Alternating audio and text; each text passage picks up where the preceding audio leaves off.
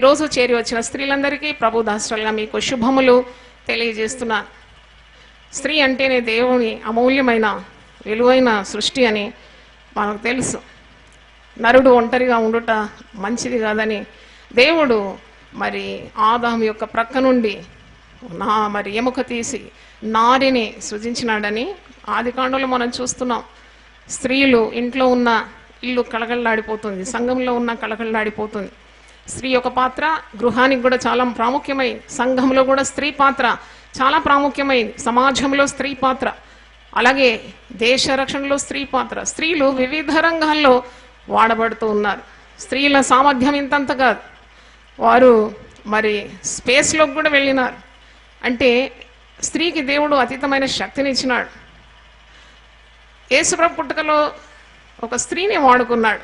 లోకరక్షకుగా ఈ లోకానికి రావడానికి మరియ గర్భము ఎంచుకున్నాడు దేవుడు. మరి యేసుప్రభు పరిచర్యలో చాలామంది స్త్రీలు యేసును వెంబడించినారు.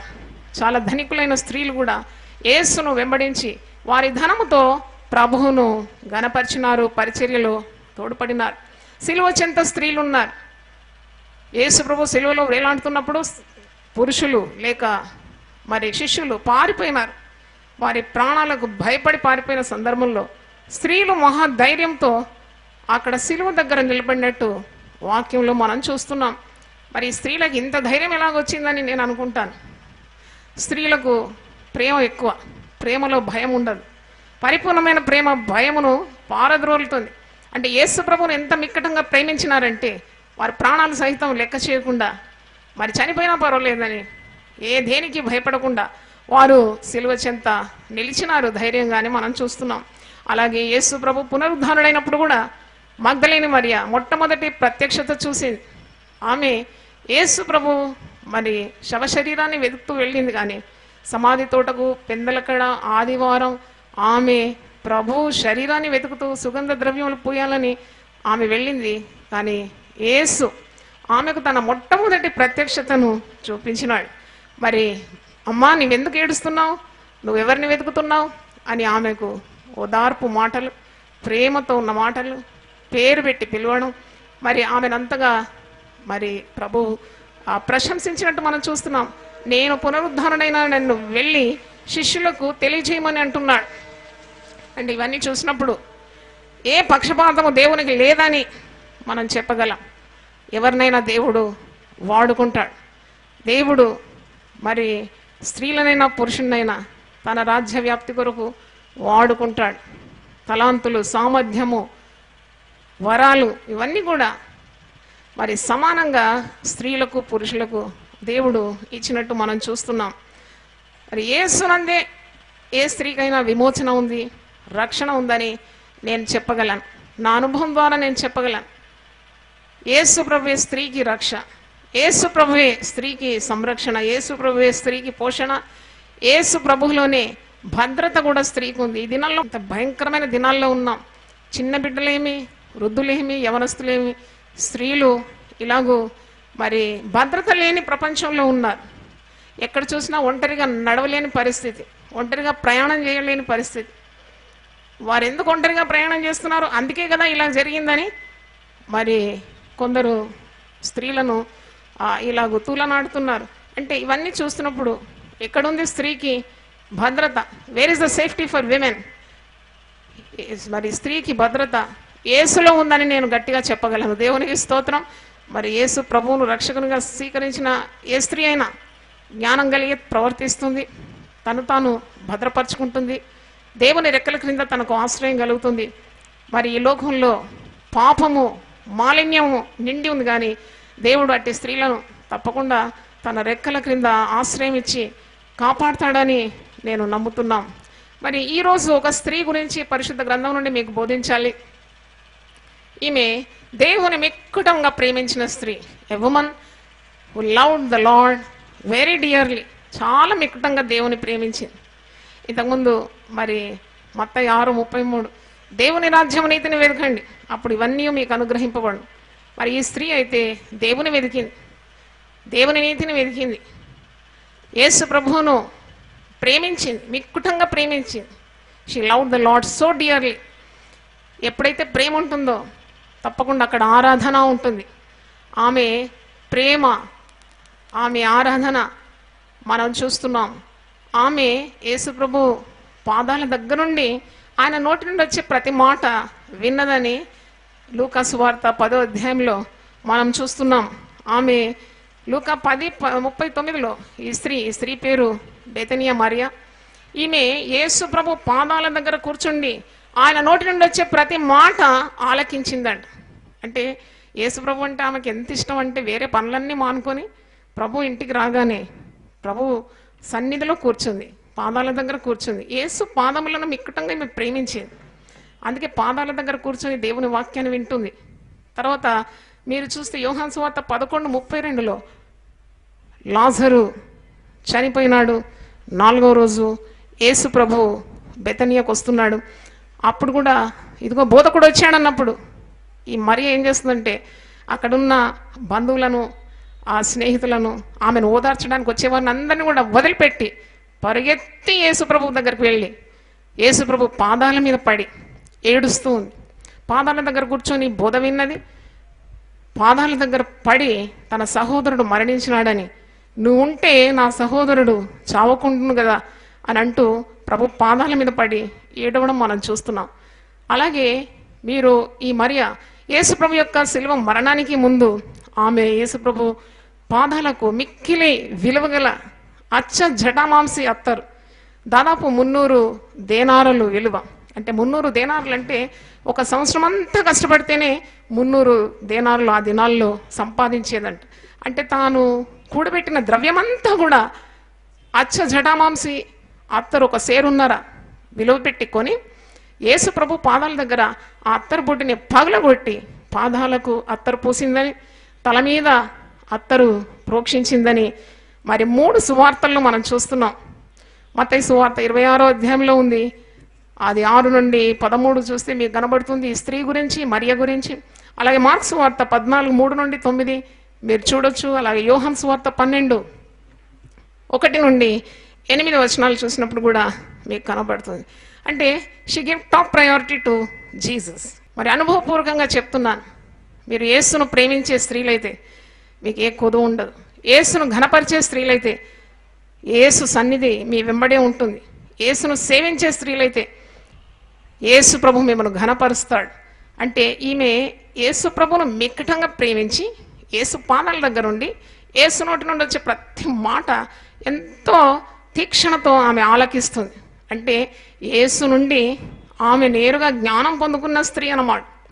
అలాగే ఆమెకు సంకటము లేక తన ప్రియ సహోదరుడు మరణించినప్పుడు ఆమె దుఃఖము, అంగలార్పు ఇవన్నీ కూడా యేసుప్రభు పాదాల మీద పడి ఏడ్చి ఆమె దుఃఖాన్ని వ్యక్తం చేస్తుంది.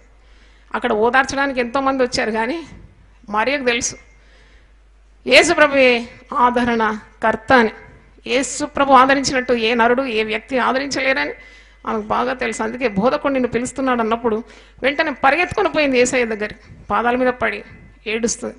ఆమె ఏడుస్తున్నప్పుడు యేసు కూడా ఆమెతో కలిసి ఏడ్చినాడని పరిశుద్ధ గ్రంథంలో యోహాను సువార్త 11:35లో యేసు కన్నీళ్లు విడిచెను అని చూస్తున్నాం. Jesus wept. యేసు ఎందుకు ఏడ్చాడు అంటే యేసు కూడా మరియను ఎంతగా ప్రేమిస్తున్నాడు. మరియ ఏడుస్తుంటే యేసు కూడా ఏడ్చినట్టు మనం చూస్తున్నాం.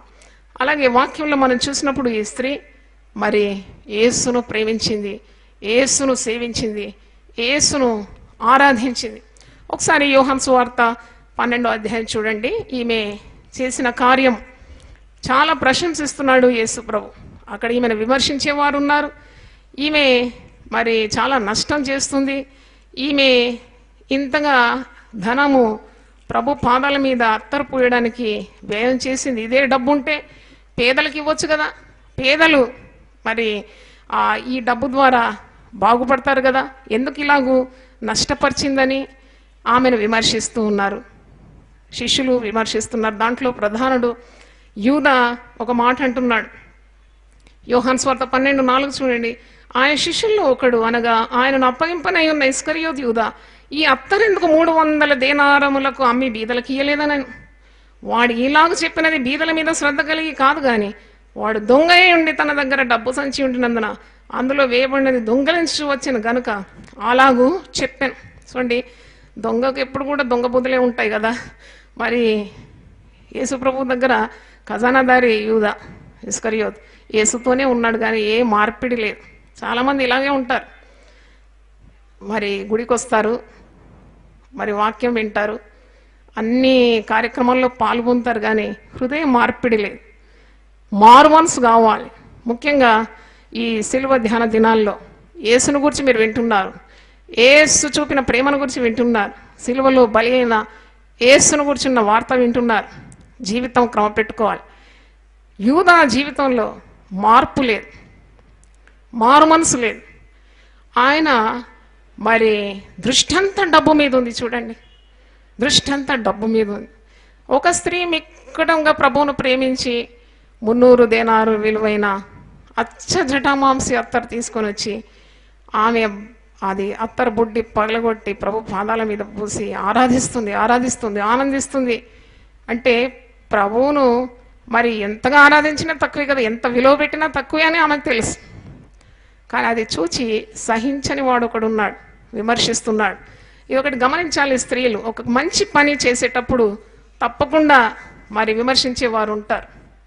విమర్శించే వారిని పట్టించుకోకూడదు అన్నమాట. ఎందుకంటే యేసు ప్రభు నీ పక్షాన ఉంటాడు. వాక్యం ఉంది కదా, దేవుడు నీ పక్షం ఉంటే నీకు విరోధి ఎవడు. మరి యేసు ప్రభు వెంటనే అంటున్నాడు, ఈమెను ఎందుకు మీరు తొందర పెడుతున్నారు, ఈమె జోలికి పోకుడి అని గద్దించడం మనం చూస్తున్నాం. అది మత్తయి సువార్త 26లో చూస్తారు. ఈమెను ఎందుకు మీరు ఇలా తొందర పెడుతున్నారు, ఈమె జోలికి మీరు పోకుడి అని అంటున్నాడు. తర్వాత ఈమె చేసిన మంచి పని గురించి ప్రశంసిస్తున్నాడు. మత్తయి సువార్త 26:7 యేసు బెతనీయలో కుష్ఠరోగి అయిన సీమోను ఇంట ఉన్నప్పుడు ఒక స్త్రీ మిక్కిలి విలువగల అత్తరు బుడ్డి తీసుకొని ఆయన యొద్దకు వచ్చి ఆయన భోజనమున కూర్చుండగా దానిని ఆయన తల మీద పోసెను. మత్తయి సువార్తి కూడా అంటున్నాడు, ఆమె పాదముల మీద మాత్రం కాదు, యేసు తలను కూడా అభిషేకించింది, తల మీద అత్తరు పోసింది. మరి యేసు ఆమెను కాదనలేదు, ఆమె నెట్టివేయలేదు. ఆమె ఒక స్త్రీ కదా, ఇలాంటి పనులు చేయొచ్చా, ఈయన సర్వలోక రక్షకుడు, ఆయన తల మీద ఏంటి ఈమె అభిషేకించడం అని అనుకోలేదు, ఆమెను అనుమతించినాడు. చూడండి, యేసు ప్రభు ఎప్పుడు కూడా స్త్రీలను ఆదరించినట్టు మనం చూస్తాం, గౌరవించినట్టు చూస్తాం, ప్రశంసించినట్టు చూస్తాం. రోగులైన స్త్రీలు వచ్చినప్పుడు వారిని ముట్టి బాగు చేసినట్టు మనం చూస్తున్నాం. మరి ఒక పాపాత్మురాలైన స్త్రీ లూకాసు వార్త 7వ వచ్చి పాదాల మీద పడి మానక ముద్దు పెట్టిందంట, పాదాలకు కన్నీళ్లు గార్చి పాదాలు తడిపిందట, తన తల వెంట్రుకలతో పాదాలు తుడిచిందట. అక్కడున్న పరిసయుడు అంటున్నాడు, ఇతను నిజంగా ఒక ప్రవక్త అయితే ఈమె యువతియో ఇతనికి తెలియదా, ఈమె పాపాత్మురాలు కదా. అప్పుడు యేసుప్రభు అంటున్నాడు, జవాబిస్తున్నాడు ఆ పరిసయునికి, ఈమె నన్ను విస్తారంగా ప్రేమించింది కాబట్టి విస్తారమైన ఈమె పాపములను నేనేం చేసినాను, క్షమించిన. యేసు ఆమె వైపు తిరిగి, ఓ స్త్రీ, నువ్వు సమాధానం గలదానివై ఇంటికి వెళ్ళు, నీ పాపములు క్షమింపబడినవి, దేవునికి స్తోత్రం. అంటే లోకము క్షమించకపోయినా యేసు ప్రభు నీ పాపములను క్షమిస్తాడు. చూడండి, లోకము నిన్ను ప్రశంసించకపోయినా యేసు ప్రభు నిన్ను ప్రశంసిస్తాడు. లోకము నిన్ను గుర్తించకపోయినా యేసు ప్రభు నిన్ను గుర్తిస్తాడు. ఇక్కడ మరి యూదా ఆమెను విమర్శిస్తున్నాడు, శిష్యులు ఆమెను విమర్శిస్తున్నారు, కానీ ఆమె చేసే పని చేసుకుంటూ వెళ్ళింది. నాకు చాలా మరి ఈమె పనులు, ఈమె కార్యాలు నచ్చింది. ఎందుకంటే ఈమె వెంటనే ఎవరో విమర్శించగానే చతికిలబడిపోయి చేసే కార్యం మానలేదు, కానీ చేయాల్సిన కార్యం ధైర్యంగా ప్రభు నాకు తోడున్నాడని, ప్రభు మన్నన నాకు చాలని చేసే కార్యం ధైర్యంగా చేసింది. దేవునికి స్తోత్రం, హల్లెలూయా. కొన్నిసార్లు కొన్ని నిర్ణయాలు తీసుకోవాలంటే వణికిపోతూ ఉంటారు, భయపడుతూ ఉంటారు. పిరికితనం గల ఆత్మను దేవుడు మనకు ఇవ్వలేదు, ధైర్యము, శక్తి, ఇంద్రియ నిగ్రహం గల ఆత్మను దేవుడు ఇచ్చినాడు. నీ ప్రభు నీకు తోడున్నాడనే ధైర్యం కావాలి, ప్రభు కొరకు కార్యాలు చేయడానికి, నిర్ణయాలు తీసుకోవడానికి, సేవ చేయడానికి, లేక నీ కుటుంబంలో కొన్ని కార్యాలు చేయడానికి ఎప్పుడు కూడా వెనకాడే అవసరం లేదు. ఇక్కడ ఈ స్త్రీ ఎంతో ధైర్యంగా ప్రభు యొక్క తల మీద అత్తరు పోసిందట. శిష్యులు చూచి కోపపడి, ఈ నష్టం ఎందుకు, దీనిని గొప్ప వెలకు అమ్మి బీదలకు ఇవ్వవచ్చు అని చెప్పిరి. ఇదే సంఘటన 3 సువార్తికులు రాస్తున్నారు. యోహాన్ సువార్తలో యూదా అని తేలింది, యూదానే ఈ మాట అన్నాడని. ఎందుకంటే యూదా దగ్గర డబ్బు సంచి ఉండేది. He was the treasurer among the 12 disciples. పరిచర్యకు వచ్చే డబ్బులన్నీ కూడా ఆ డబ్బు సంచిలో నుండి మెల్లమెల్లగా దొంగతనం చేసి తన స్వార్థం కొరకు వాడుకునేదని. అందుకే యూదా ఒక దొంగ అనే వాక్యంలో మనం చూస్తున్నాం. బీదల మీద శ్రద్ధ ఉన్నందుకు కాదు ఆ మాట అన్నది. ఆ డబ్బు మరి బీదలకు ఇచ్చేటప్పుడు కొద్దిగా ఇతను దాన్ని దొంగిలించవచ్చు కదా అనే స్వార్థపరమైన ఆశ ఉంది. అందుకే అన్నాడు. ఇక్కడ శిష్యులు కూడా కోప్పడుతున్నారు. యేసు ఆ సంగతి తెలుసుకొని 10వ వచనం చూడండి, మత్తయి 26:10. యేసు ఆ సంగతి తెలుసుకొని, ఈ స్త్రీ నా విషయమై ఒక మంచి కార్యము చేశాను. ఈమెను మీరేలా తొందర పెట్టుచున్నారు? ఎందుకయ్యా మీరు, why are you disturbing this woman? ఎందుకు ఆమెను మీరు తొందర పెడుతున్నారు? ఈమె నా కొరకు మంచి కార్యం చేసింది. ఈమె జోలికి పోకూడని మరి మార్కు సువార్తలో మనం చూస్తున్నాం. ఈమె జోలికి మీరెందుకు పోతున్నారు? ఈమె నా కొరకు ఒక మంచి కార్యం చేసింది. ఈమెను మీరు ఏలా తొందర పెడుతున్నారు? యేసు అంటున్నాడు, బీదలకి ఇవ్వమని అంటున్నారు కదా. యేసు ప్రభుకు మాట అంటున్నాడు, బీదలు ఎల్లప్పుడు కూడా 11వ వచనం, బీదలు ఎల్లప్పుడు మీతో కూడా ఉన్నారు కానీ నేను ఎల్లప్పుడు మీతో కూడా ఉండను. ఈమె ఈ అత్తరు నా శరీరం మీద పోసి నా భూస్థాపన నిమిత్తము దేనిని చేశాను. సర్వలోకమందు ఈ సువార్త ఎక్కడ ప్రకటింపబడను అక్కడ ఈమె చేసినది ఈమె జ్ఞాపకార్థముగా ప్రశంసింపబడనని మీతో నిశ్చయముగా చెప్పుచున్నానని వారితో అన్నాను. సర్వలోకంలో సువార్త ఎక్కడెక్కడైతే ప్రకటింపబడుతుందో అక్కడంతా కూడా ఈ స్త్రీ చేసిన కార్యం ప్రశంసింపబడుతుందని. ఈరోజు కూడా మనము ఆమె గురించి ధ్యానిస్తూ ఉన్నాం. ప్రభువును మిక్కటంగా ప్రేమించి ఆరాధించిన బెతనియా మరియ గురించి మనం ధ్యానిస్తున్నాం. మరి ప్రభు ఆమెను ఆశీర్వదిస్తున్నాడు, దీవిస్తున్నాడు. ఈమె జోలికి మీరు పోకండి, ఈమెను మీరు తొందర పెట్టకండి. ఈమె నా కొరకు ఒక మంచి కార్యం చేసింది. ఈమె నా భూస్థాపన నిమిత్తం నా శరీరాన్ని ముందుగానే సిద్ధపరిచింది. సర్వలోకంలో సువార్త ఎక్కడెక్కడ ప్రకటింపబడుతుందో అక్కడంతా కూడా ఈమెను గుర్చున్న ప్రశంస వినబడుతుందని ముందే యేసు ప్రభు చెప్పినాడు. చూడండి, ఈమె ప్రభువు దగ్గర ఉన్న సన్నిహితమైన సంబంధంతో ప్రభువుకు రానున్న ఆ శిలువ మరణం గురించి ఆమె గ్రహించింది. మీరు ఎప్పుడైతే యేసు ప్రభుకు దగ్గరగా ఉంటారో, when you have a close relationship with Jesus, Jesus will surely reveal his mind. చూడండి, ప్రభుతో ఆమె ఎప్పుడు గడుపుతుంది, ప్రభు సన్నిధిని ప్రేమిస్తుంది, ప్రభును ఆరాధిస్తుంది, ప్రభును సేవిస్తుంది. కాబట్టి ప్రభు యొక్క మరణము ఇంకా కొద్ది కాలంలోనే, కొన్ని దినాల్లో యేసు ప్రభు శిలువ మరణం పొందబోతున్నాడని, మహాశ్రమలను అనుభవించబోతున్నాడని ఆమెకు ముందుగానే తెలుసు. పరిశుద్ధ గ్రంథంలో మీరు గమనిస్తే దేవుని యొక్క మర్మములు తన యందు భయభక్తుల వారికి తెలిసే ఉన్నవని కీర్తనలు 25:14 వచనంలో ఉంది. యెహోవా మర్మము ఆయన యందు భయభక్తులు గల వారికి తెలిసి ఉన్నది, ఆయన తన నిబంధనను వారికి తెలియజే. మరి ఇదే ఎందుకు శిష్యులు తెలుసుకోలేదని నేను కొద్దిగా పరిశుద్ధ గ్రంథం వెతికినాను. అప్పుడు నాకు దాని జవాబు వచ్చింది. శిష్యులకు కూడా యేసు ప్రభు చెప్పినాడు తాను మరణమవుతాడని, 3వ రోజు తాను లేస్తాడని యేసు ప్రభు చెప్పినా వారేమీ పట్టించుకోలేదు. మార్క్స్ వార్త 9వ అధ్యాయము 30 నుండి కొన్ని వచనాలు చూడండి. మార్క్ 9:30 నుండి, వారు అక్కడి నుండి బయలుదేరి గలిలయ గుండా వెళ్ళుచుండిరి. అది ఎవరికి తెలియట ఆయనకి ఇష్టం లేకపోయాను.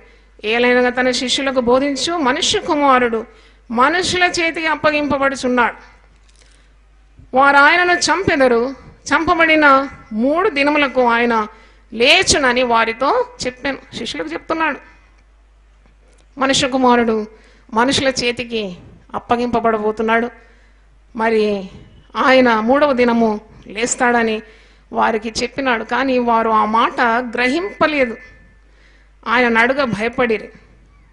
వీళ్ళ మదికే ఎక్కలేదు అది. అంటే they did not register into their minds that Jesus will die on the cross and the third day he will resurrect.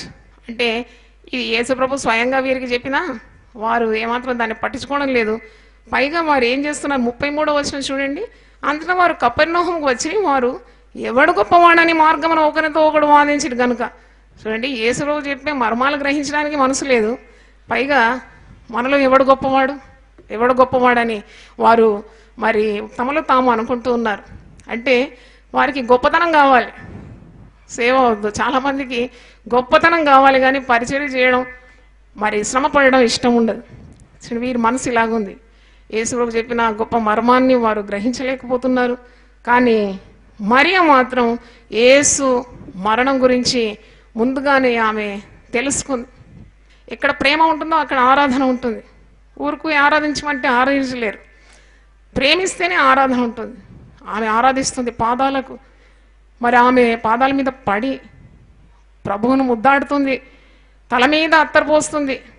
తల మీద అంటే నాకు అనిపించింది, మరి దేవుడు ఎప్పుడు కూడా పక్షపాతి కాడు. God is no respecter of persons. అతనికి స్త్రీ అని పురుషుడని భేదం లేదు. ఒక స్త్రీ ఇంత చనువుగా దగ్గరకు వచ్చి పాదాలు తల ఇవన్నీ కూడా మరి స్పర్శిస్తూ అత్తరు పోస్తూ ఉన్నప్పుడు ఆమెను ఏ మాట అనలేదు ప్రభు, నెట్టివేయలేదు, దూరం ఉండమ్మా అనలేదు. ఎంతగా ప్రేమించినాడు. నాకు అప్పుడు ఆ వాక్యం గుర్తొచ్చింది. సామెతలు 8:17లో నన్ను ప్రేమించు వారిని నేను ప్రేమిస్తున్నాను. చూడండి, ఆమె ప్రేమిస్తుంది, ప్రభు కూడా ఆమెను ప్రేమిస్తున్నాడు. అంటే ఆ ప్రేమలో ఎంత ధైర్యం ఉంది చూడండి, ఎంత భయం లేకుండా, ఎవరికీ భయపడకుండా. అసలు యూదుల సాంప్రదాయంలో స్త్రీలను తాకడం కానీ ముట్టడం కానీ వారితో బహిరంగంగా మాట్లాడడం కానీ ఇవేవి కూడా మరి వీలు కాదన్నమాట. వారికి తోరా యూదుల ధర్మశాస్త్రం బోధించడం కానీ అది కూడా చాలా మరి అరువు అన్నమాట. అంటే కాని పని అది.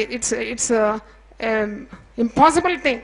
అంటే అలాంటి అసాధ్యమైన వాతావరణంలో కూడా, ప్రతికూలమైన సమయంలో కూడా యేసు ప్రభువు ఈ స్త్రీని ఆదరిస్తున్నాడు, దగ్గరికి రానిస్తున్నాడు. ఆమె ఆరాధన అందుకుంటున్నాడు, ఆమె పరిచర్యను మరి అంగీకరించినాడు. ఆమె మరి ఇంతగా ఆయనను ఘనపరుస్తుంటే కూడా ఆమె పక్షాన్ని మాట్లాడుతున్నాడు. మరి యూదాతో అంటున్నాడు, బీదలు ఎప్పుడు నీతోనే ఉంటారు కదా, శిష్యులను కూడా అంటున్నారు. అంటే హీఈస్ డిఫెండింగ్ హర్ అన్నమాట. ఎంత ప్రేమిస్తున్నాడు మరియను అంటే ఒక్క మాట ఎవరు అనకుండా ఖబర్దార్ అంటున్నాడు అనమాట. మీరు ఆమె జోలికి ఎందుకు పోతున్నారు, ఎందుకు ఆమెను తొందరపడుతున్నారు, ఈమె నా కొరకు మంచి కార్యం చేసింది కదా. సర్వలోకంలో సువార్త ఎక్కడెక్కడ ప్రకటింపబడుతుందో అక్కడంతా కూడా ఈమె పేరు ప్రకటింపబడుతుందని మరి యేసు ప్రభువు ఖచ్చితంగా చెప్తున్నాడు. అంటే దీని అర్థం ఏంటంటే, నువ్వు ఒకవేళ స్త్రీగా ఉండి దేవుని కొరకు నిలబడాలి, దేవుని కొరకు ఘనమైన కార్యాలు చేయాలంటే let this woman be an example to you. ఈ బెతనియ మరియా అట్టి స్త్రీలకు ఒక మాదిరికరం అని నేను చెప్పగలను. నేను సేవా జీవితంలో ప్రవేశించినప్పుడు కూడా నన్ను చాలా బలపరిచింది ఈ వాక్య భాగం. చాలామంది అన్నారు, ఏమైందమ్మా మంచి బ్యాంక్ ఉద్యోగం వదిలేసి సేవ చేస్తానంటారు, ఎందుకు ఇంత కష్టపడుతున్నారు, ఎందుకు ఇంత శ్రమ పడుతున్నారు, మీరు అన్ని విధాల్లో బాగా దేవుడు దీవించినాడు కదా, ఎందుకు మీరు ఉద్యోగం వదిలేస్తున్నారని నన్ను ప్రశ్నించినారు. కొందరు అన్నారు మతిపోయి ఉండొచ్చు అన్నారు. నేనన్నాను, ఇదే నాకు జ్ఞానం, క్రీస్తు నాకు జ్ఞానం, క్రీస్తు నాకు నీతి, క్రీస్తు నాకు పరిశుద్ధత, క్రీస్తే నాకు విమోచన. కానీ ఎప్పుడైతే యేసు ప్రభువుని నేను అలా ఘనపరిచినాను, ఎప్పుడు నేను ఓటమి అనుభవించలేదు. దేవునికి స్తోత్రం. పరిశుద్ధ గ్రంథంలో ఉంది, నన్ను ఘనపరచు వారిని నేను ఘనపరుస్తాను. I will honour those who honour me. అపోస్తల కార్యం 10వ అధ్యాయం ఒక మాట చూడండి. దేవుడు పక్షపాతి కాడని నిజముగా గ్రహించి ఉన్నాను, ప్రతి జనములోనూ ఆయనకు భయపడి నీతిగా నడుచుకుని వారిని ఆయన అంగీకరించును. యేసు క్రీస్తు అందరికీ ప్రభు అయి ఉన్నాడు. దేవునికి స్తోత్రం. మరి ఈరోజు ప్రభు మనతో మాట్లాడుతున్నాడు. నీవు దేవుని ప్రేమిస్తే మరి నువ్వు ఒక దీవింపబడిన స్త్రీగా ఉంటావు. ఈ లోకాన్ని ప్రేమించడం కాదు. లోతు భార్య లోకాన్ని ప్రేమించింది, లోకాశలతో నింపబడింది. వెనక తట్టు చూడొద్దంటే వెనక తట్టు చూసింది, ఉప్పు స్తంభం అయిపోయింది. యూదా ధనాన్ని ప్రేమించినాడు, ధనము గూడు కట్టుకొని ఉంది యూదా గుండెలో. కానీ యూదా ఎంత నీచ స్థితికి దిగజారిపోయినాడు. యేసు ప్రభువును 30 వెండి నాణ్యాలకు అమ్ముకున్నాడు, శాపగ్రస్తుడైనాడు, ఆత్మహత్య చేసుకున్నాడు, పతనమైపోయినాడు. కానీ దేవుని ప్రేమించేవారు బలముతో ఉదయించే సూర్యుని వలె ఉంటారని న్యాయాధిపతులు 5:31 ఉంది. దెబోరా పాట పాడుతుందన్నమాట. దేవుని ప్రేమిస్తే నువ్వు బలముతో ఉదయించే సూర్యుని వలె ఉంటావని. మరి ఇంకా దేవుని ప్రేమించే వారిని దేవుడు ఉన్నతమైన స్థానంలో ఉంచుతాడని, వారిని ఆస్తికర్తలుగా చేస్తాడు, వారి నిధులను నింపుతాడని. దేవుని ప్రేమించే వారికి ఆయన ఏవేవి దాచించున్నాడో అది ఏ కంటికి కనబడలేదు, చెవికి వినబడలేదు, హృదయానికి గోచరం కాలేదు. ఒక మాట నాకు చాలా సంతోషం ఇచ్చింది. 1 కొరింథీ 8వ అధ్యాయం 3వ వచనంలో, ఒకడు నన్ను ప్రేమించిన ఎడల వాడు నాకు ఎరుకైన వాడే, ఒకడు నన్ను ప్రేమిస్తే నాకు వాడు ఎరుకైన వాడే అని వాక్యంలో చూస్తున్నాం. మరి దేవుని ప్రేమించే వారికి అన్ని మేలు కొరకే సమకూడి జరుగుతుందని రోమా 8:28లో చూస్తున్నాం. దేవుని ప్రేమించే వారికి దేవుడు ఏవేవి సిద్ధపరిచినాడు అదే కంటికి కనబడలేదు, ఏ చెవికి వినబడలేదు, ఏ హృదయానికి గోచరం కాలేదని పరిశుద్ధ గ్రంథంలో ఉంది. ఈరోజు ప్రభు మనతో మాట్లాడుతున్నాడు. నిన్ను విమర్శించే వారు ఉండొచ్చు, నిన్ను అడ్డగించే వారు ఉండొచ్చు, నిన్ను కాదనే వారు ఉండొచ్చు. ఒక స్త్రీగా ప్రభు కొరకు ఒక అడుగు వేయడానికి ఎప్పుడు వెనకాడకూడదు. ప్రభు నీకు తోడై ఉన్నాడు, ప్రభు నీకు ఆలోచనలు ఇస్తాడు, ప్రభు నీకు జ్ఞానాన్ని ఇస్తాడు, ప్రభు నీకు సమస్తం సమకూరుస్తాడు, ప్రభు నీకు ఇచ్చిన దర్శనాన్ని నెరవేరుస్తాడు, నిన్ను తప్పకుండా హెచ్చిస్తాడు. కాబట్టి లోకరీతిగా ఉన్న విమర్శలకు లొంగిపోకుండా ఈ బెతనియ మరియ వలె ప్రభు కొరకు ఘన కార్యాన్ని, ఘన విజయాలు స్త్రీలు మరి చేసి ప్రభువును మహిమపరచాలని దేవుని దాసురాలుగా మీకు జ్ఞాపకం చేస్తున్నాను. తలలు వంచండి, ప్రార్థన చేసుకుందాం. ప్రభువా, నీ పరిశుద్ధ నామమునకు స్తోత్రం. గొప్ప దేవ, బెతనియ మరియ గురించి మేము నేర్చుకున్నాం. ఆమె నిన్ను ఎంతగా ప్రేమించింది, ఎంతగా నీకు దగ్గరగా ప్రభువా ఆమె నీ సన్నిధి ప్రేమించింది. నీ పాదాల దగ్గర కూర్చొని నీ నోటి నుండి వచ్చే ప్రతి జ్ఞానవాక్కును ఆలకించింది. ఈనాడు స్త్రీలు కూడా దేవుని వాక్యం వింటేనే భూప్రజలకందరికంటే హెచ్చిస్తానని నీవు సెలవిచ్చినావు. విధేయత, వినయము, దేవుని వాక్కులకు ప్రాధాన్యత ఇవ్వడానికి సహాయము దయచేయండి. సర్వలోకంలో సువార్త ఎక్కడెక్కడ ప్రకటింపబడుతుందో అక్కడంతా కూడా ఈమె పేరు ప్రశంసింపబడుతుందని సెలవిచ్చినావు. అవును తండ్రి, ప్రభు మెచ్చుకుని వాడే ధన్యుడని వాక్యంలో ఉంది. కాబట్టి ఈరోజు వాక్యం విన్న స్త్రీలందరినీ నీ ఆత్మతో నింపి పరిశుద్ధాత్మ పూర్ణులుగా చేసి ఘన విజయాలు సాధించడానికి ధైర్యాన్ని, శక్తిని, సామర్థ్యాన్ని దయచేయమని యేసు నామములో అడుగుతున్నాను తండ్రి. ఆమేన్. ఆమేన్. దేవుడు మళ్ళీ సమృద్ధిగా దీవించును గాక. ఆమేన్.